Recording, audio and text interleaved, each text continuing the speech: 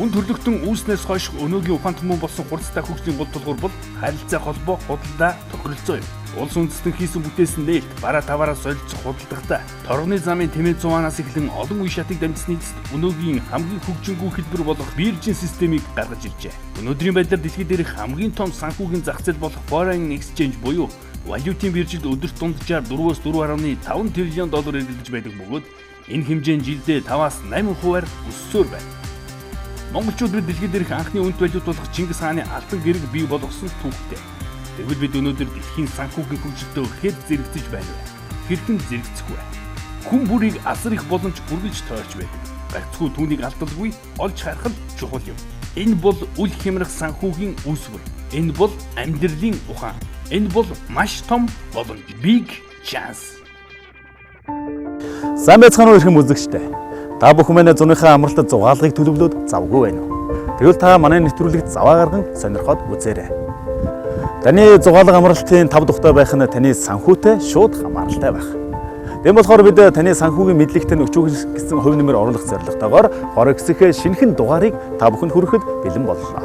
Өмнөх дугаарууд маань дэлхийд бүүн болоод буй ирээдүйн бирж гэдэг Foreign Exchange-ийн ерөнхий ойлголт. Гэртээ бизнесийн мэдээ тогтмол үздэг мэдлэгтэй хэрнээ хувьцаа авах мөнгөгүй эрхмүүдэд Big Chance буюу $100 данс нээдэг боломжийн тухай. $100 ч $10,000 болтол хөшүүрэгддэг маржийн боломжийн тухай. Зөвхөн валют биш, нефтээс авахулаад тос цагаан буудай хүртэл бараа таваараас ашиг хийх боломжийн тухай. Дуршлагтай болтлоо өөрийгөө сориход демо данс нээх боломжийн тухай. Ирэл данс нээж бодит арилжаанд оролцсон жинхэнэ мөнгөөр гараа хөндрүүлэх боломжийн тухай. Алдалгүй тогтмол орлоготой болоход шаардлагатай суурь, техник, уялдаад, зөн совингийн шинжилгээг сурах боломжуудыг та бүхэндээ үзүүлсэн билээ. Дэлхийн санхүүгийн зах дээр AvaTrade-тэй цуг хөл тавьснаар та дэлхийн Монголын ханаас AvaTrade-ийг ашиглаж 7 хоногийн 5 өдөр 24 цагийн турш алт, нефт, валют, хувьцаа, бараа таварын арилжааг өөрийн сүүлийн үеийн ухаалаг утас, ноутбук, компьютер ашиглан арилжаанд оролцсон ханшийн зүрхнээс ашиг олоорой. Дээр нь таны дансанд нээсэн мөнгөн нүгээс хамаарч $10,000 хүртэлх бодит мөнгөн бонус олох болно. Яг одоо бидэнтэй холбоо. Таны найдвартай худалдааны түнш AvaTrade. Хувь хүн ба Forex. Танд мөнгө хэрэгтэй юу гэж асуувал хариултанд бараг л ойлгомжтой байх. Тэгэхээр хүмүүрт их бага хэмжээтэй зорилго бий.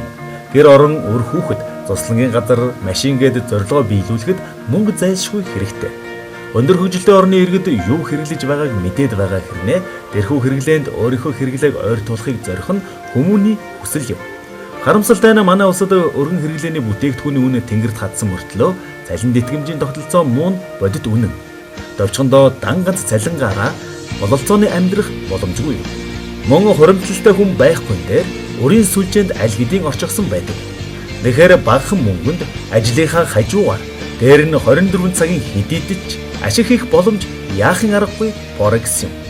Тэгэхээр Forex-ийн энэ зах зээл дээр орсон нь улс орон, хувь хүнд, компаниудад ямар ашигтай байд юм бэ гэж. За тэгэхээр хувь хүмүүсийн хувьд аваад үзэх юм бол мэдээж орлого олно, орлогоо хоримтлуулна, хоримтлагдсан мөнгөө дахиж өсгөх, тий шинэ бизнес хийж эрсдэл явахгүйгээр энэ бизнес рүү оруулж өсгөх.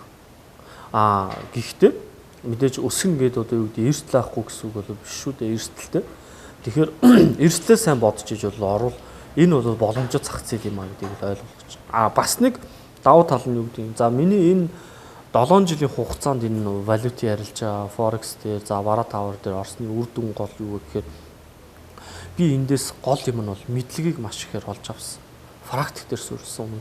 Өнөөдөр энэ болж байгаа улс төрийн нөхцөл байдлууд, за дээрэс нь эдийн засгийн нөхцөл байдлууд, байгалийн гамшигуд тий эднэр яаж өнөөдөр зах зээл нөлөөлж өгөө гэдэг бол миний хувьд бол 7 жил харж байна.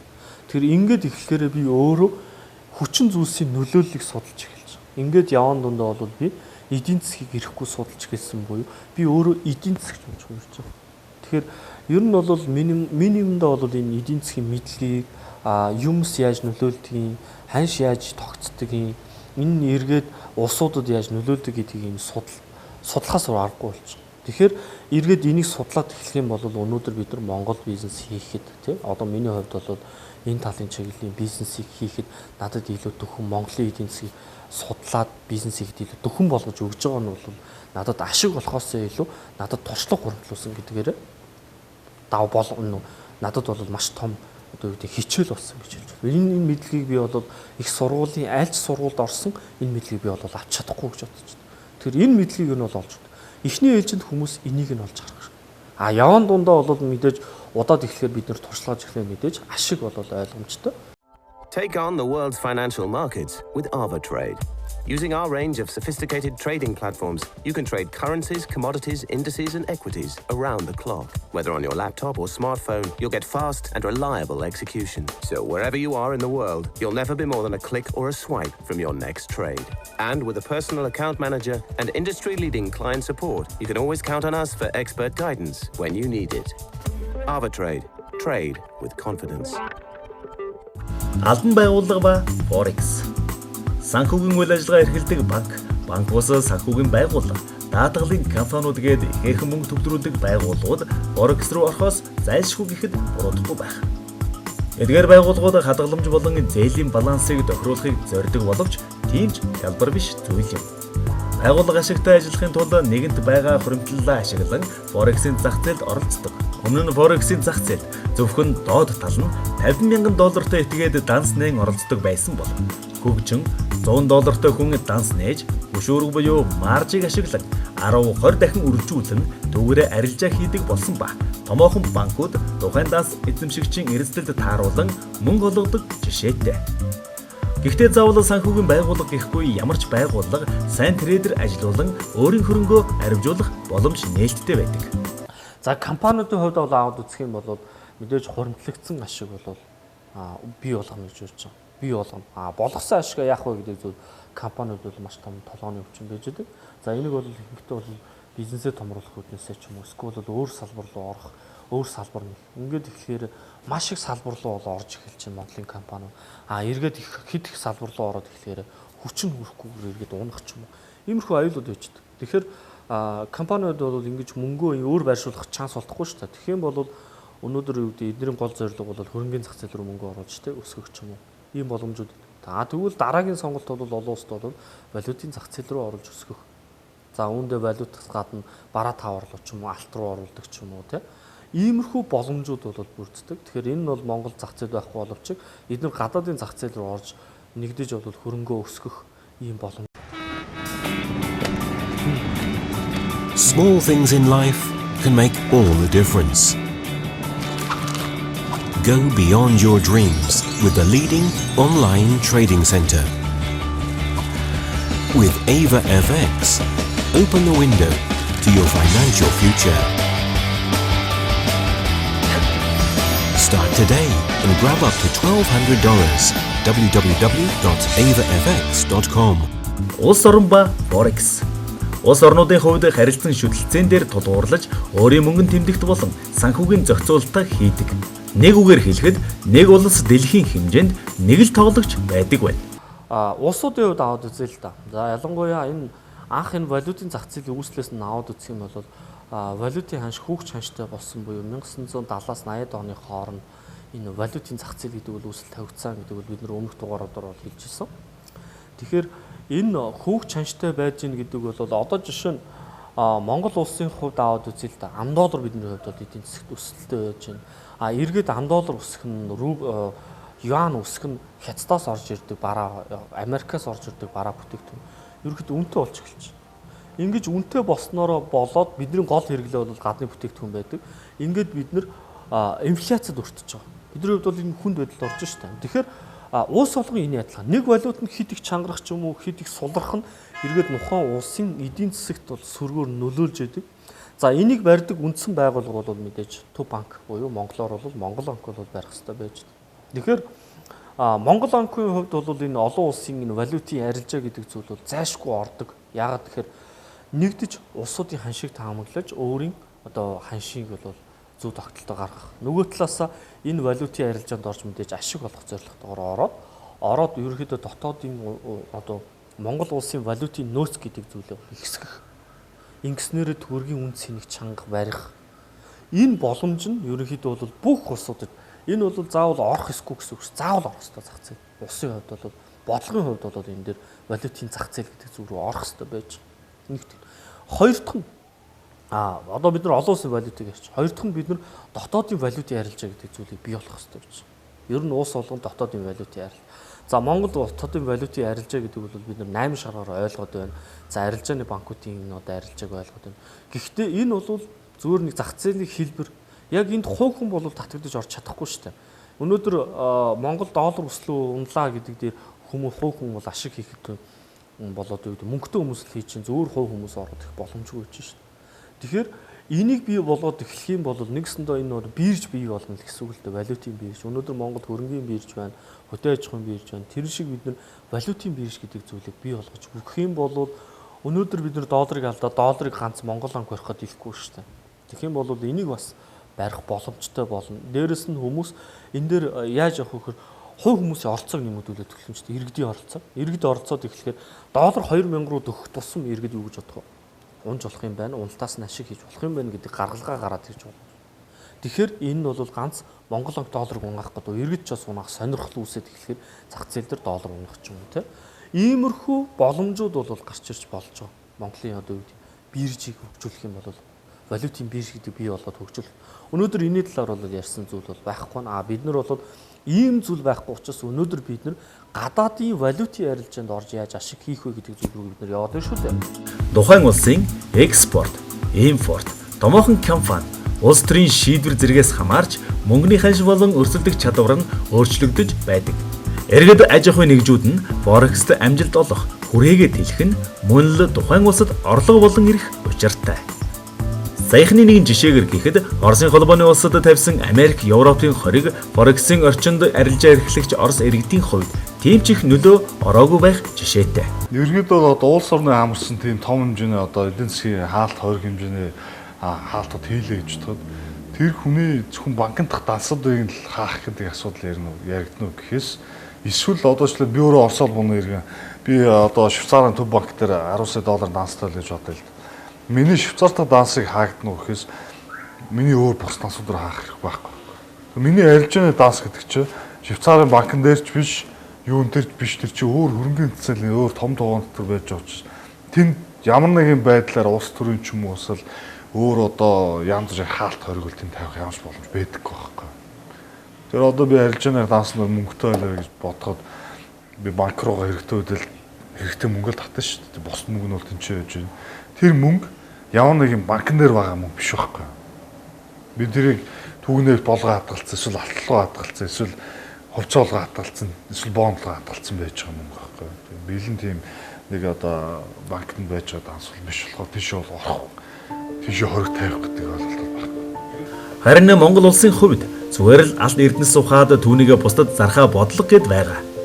Алт олборлож байгаа үндэсний компани олон улсын зах зээл дээр гаргаж ирж байж улс хөгжиж ард түмэн баяждаг жамтай. Алт олборлож арилжаалах бол хоёр хүний хоорондын харилцаа.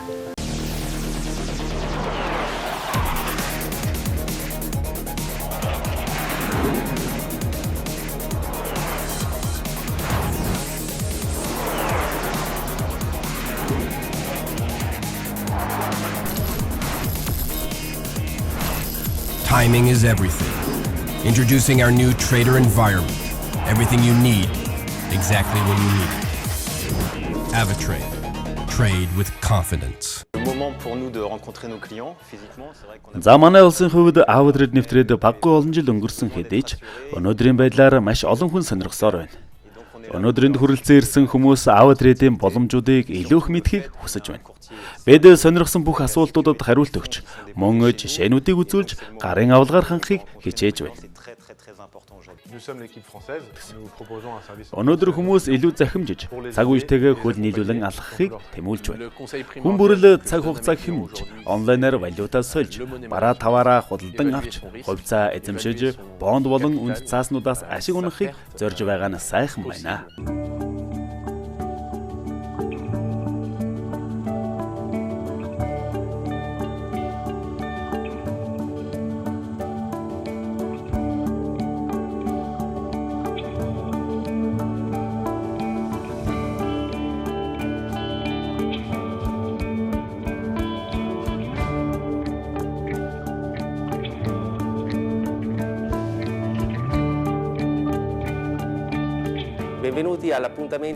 Орон хотноо зохион байгуулж буй энэхүү уулзалт зөвлөгөөнд манай нэрт эдийн засагчид Lex 50 дэлхийн мөнгөний өөрчлөлт, томоохон хувьцаат компаниудын стратеги, мөн байгалийн баялагуудын өсөлт уналтын цаг хугацааны давтамжит төлөв байдлын талаар өөрийн судалгаа дүгнэлтэд энд ирсэн хүмүүстэй хуваалцаж ярилцлаа.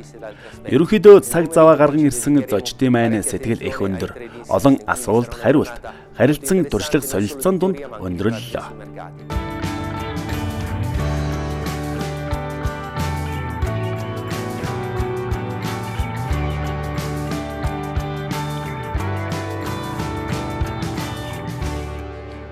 Аливаа нэг зүйлийг хэрэгтэй шаардлагатай үедээ өндөр үнэтэй байж, аж холбогдол багтай үедээ хямд байдаг нь жам юм байна. Тэгэхээр энэхүү өөрчлөлтүүдийн цаг хугацаа болон хүчин зүйлүүдийг нь үнэн таамаглалаас алдах эрсдэл бага гэдгийг илүү сайн ойлгож чадлаа.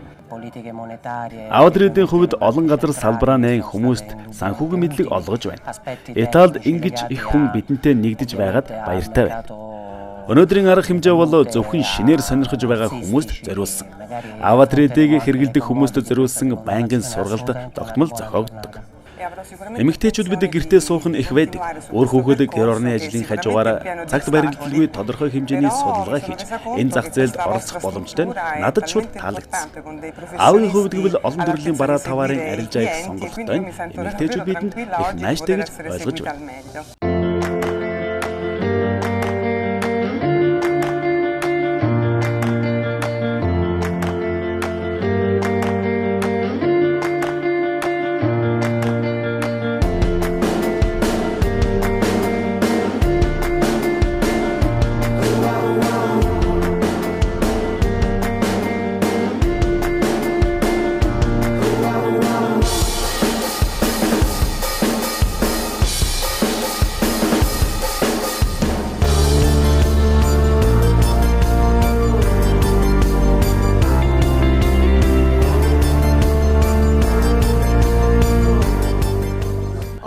Герман дахь Аватридийн хувьд гэвэл Дублинд анх байгуулагдсаны дарааханд байгуулагдсан юм.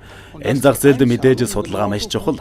Бид олон төрлийн техник судалгаануудыг нарийн судалж, аваг ашиглаж байгаа хүмүүст зөвлөж эрсдлийг багасгахыг зорж ажилладаг юм.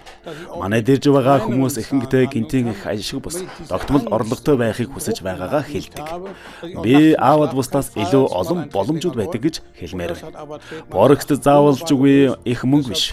Багахан мөнгөөр данс нээж арилжаанд оролцдог болсон нь хүмүүсийг энэ рүү хошууруулах түлхэц болсон гэж бодож байна. Би олон жил хөрөнгийн зах зээл судалж байна. Хуучин бүх зүйлээ цаасан дээр байдаг байлаа. Харин одоо бүх зүйлээ захимжиж байна шүү дээ. Мэдээж интернетээс сүлжээ ингэж их хөгжиж байхад дагаад өөрчлөгдөхөөс өөр аргагүй шүү дээ. Дэлхийн олон оронд аваа төлөөлөгчийн газраа нээж байна. Бусдаас өрсөж иргэдээ дэлхийн санхүүгийн зах зээлд оруулж чадвал чинээлэг иргэдтэй болох юм. Энэхүү арилжааг би гайхамшиг гэж хэлмээр байна. Яагаад гэвэл санхүүгийн хувьд хинээс ч хамаарахгүй байна гэдэг жинхэнэ эрх чөлөө юм.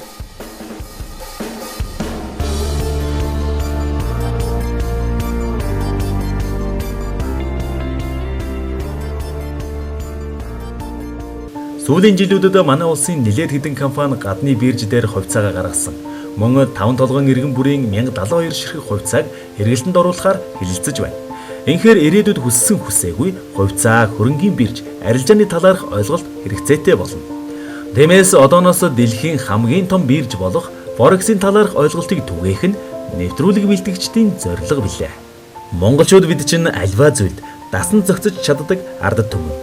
Зохицож чадна гэдэг нь тийм юм болох нэ гэдгийг урьдчилан харах чадвар юм шүү дээ. Дэлхийн санхүүгийн зах дээр Avatrade-тэй цуг хөл тавьснаар та дэлхийн Монголын ханаас Avatrade-ийг ашиглаж 7 хоногийн 5 өдөр 24 цагийн турш алт, нефт, валют, хувьцаа, бараа таварын арилжааг өөрийн сүүлийн үеийн ухаалаг утас, ноутбук, компьютер ашиглан арилжаанд оролцсон ханшийн зүрхнээс ашиг олоорой. Дээр нь таны дансанд нээсэн мөнгөн нүгээс хамаарч $10,000 хүртэлх бодит мөнгөн бонус олох болно. Яг одоо бидэнтэй холбоо. Таны найдвартай худалдааны түнш Avatrade. Дэлхийн худалдаа арилжааны хамгийн хөгжингүй хэлбэр болох Forex-ыг Монгол анхлан нэвтрүүлж, дэлхийд дээгүүрт эрэмблэгдэх Avatrade-ийн албан ёсны төлөөлөгч болсон Avatrade Mongolia компани энэ төрлийн сургалт зөвлөгөөг байнга хүргэж байна. За одоо бол сүүлийн трейдеруудын хувьд хэм бол одоо мөнгөний тоо хэмжээ бол ерөнхийдөө бол бараг өдрөгдсөн бол маш нууцлагдмал олж эхэлж байна л да. Өдөрт хэд болдог вэ гэдэг нь тийм сонирхолтой баг биш болоод эхэлсэн гэсэн үг байхгүй. Тэгээ хамгийн гол анхаарал татж байгаа нь юу гэхээр насны хувьд маш их залуулж байгаа трейдерүүд яваад. За одоо хамгийн сүүлийн трейдер ихэд одоо та сайн мэдэх байх л та фэйсбүүкээр нэлээд явж исэн араб гаралтай Америк иргэн те 17 настай насан туршийн ийм хүүхэд байсан ш. Тэр энэ хүүхэд маань хэд сангийн одоо нэг 2 найзтайгаа нийлээд арилжаа гэдчихсэн сангийн $10,000 3 сар илүү 6 сарын дотор сая $800,000 болсон юм тээж рекорд нь бол юм. За энэ дараачийн рекорд гэх юм. Ер нь бол богино хугацаанд яаж гисэн бэ гэдгээр те их мөнгийг дахиад хэд давалцсан бэ гэдгээр ер нь бол дэлхийд дээр бол янз бүрийн рекордууд байна л да. Тэгээ хамгийн гол асуудал маань өөрөө юу вэ гэхээр тэр трейдерүүдийн хувьд ерөнхийдөө бол доктортой ашиг олж гинөө гэдэг хамгийн номер 1 үзэлт байдаг. Тэгэхээр одоо энэ трейдерүүдийн хувьд гэх юм бол ер нь бол доктортой арилжаа хийж байгаа трейдерүүд нас нь их хөгшин байна л да. Шинээр орж байгаа трейдерүүд гэх юм нас нь залуу рекорд нь бол маш том дэлхийн хэмжээний рекордууд бүгдийг нэвтсэн юм рекордууд нас нь өнгөж 25 18 настай тийм ийм залуучуудын рекордуудыг эвдээд байгаа байхгүй. За тэгээ одоо та нарын сайн мэдэх нэлээд насанд явцсан трейдер гэх юм бол Жорж Сорс гэдэг өвгөн байгаа тий. Одоо бол баг нас нэлээд явцсан ийм өвгөн байж байгаа. За энэ өвгөний хувьд гэх юм бол трейдерийнхээс илүүтэйгээр одоо хөрөнгө оруулагч гэдгээр нь бол нэлээд сайн таних байх. Ерөнхийдөө бол трейдер хөрөнгө оруулагч шийдвэрийн сан гэдэг одоо бас ялгас хаалгаж ойлгох зүгээр юм тань. Монголын ирээдүйн болсон залуу үеийн өөрсдөө хөгжүүлж хөрөнгөний зах зээл буюу Форексийн том ертөнц рүү хөл тавин орж эдийн засгийн эрх чөлөөг мэдрэх боломж байна. Хэдий болтол мөнгөтэй хүмүүст хөлсөөр ажиллаж уруу дорой царайлан явхад дэд. Залуус маань өөрөөртөө эзэн болж оюуханаа хөгжүүлж түүнийг баялаг болгоод эх ормойч хурдан хөгжиж шүү дээ. Хүн болгоныг боломж төрж байдаг. Гагцгүй түүнийг олж харах нь хамгийн чухал. Үн төрлөختөн үүснээс хойш өнөөгийн ухаан түмэн болсон хурцтай хөгжлийн гол тулгуур бол харилцаа холбоо, худалдаа, тохиролцоо юм. Улс үндэстэн хийсэн бүтээсэн нээлт, бараа таваараа солилцох худалдагтай, торгоны замын тэмээ 100-аас эхлэн олон үе шатыг дамжсны эцэст өнөөгийн хамгийн хөгжингүй хэлбэр болох биржийн системийг гаргаж иржээ. Өнөөдрийн байдлаар дэлхийд дээрх хамгийн том санхүүгийн зах зээл болох Foreign Exchange буюу валютын биржид өдөрт дунджаар 4-өөс 4.5 триллион доллар эргэлдэж байдаг бөгөөд энэ хэмжээ нь жилдээ 5-8%-аар өссөөр байна. Монголчууд бид дэлхийд дээрх анхны үнэт валют болох Чингис хааны алтан гэрэг бий болгосон түүхтэй. Тэгвэл бид өнөөдөр дэлхийн санхүүгийн хөгжилтөд хэд зэрэгцэж байна вэ? Хэрхэн зэрэгцэх вэ? Хүн бүрийг асар их боломж бүргэлж тойрч байдаг. Гагцхүү түүнийг алдалгүй олж харах нь чухал юм. Энэ бол үл хямрах санхүүгийн үүсвэр. Энэ бол амьдралын ухаан. Энэ бол маш том боломж. Big chance.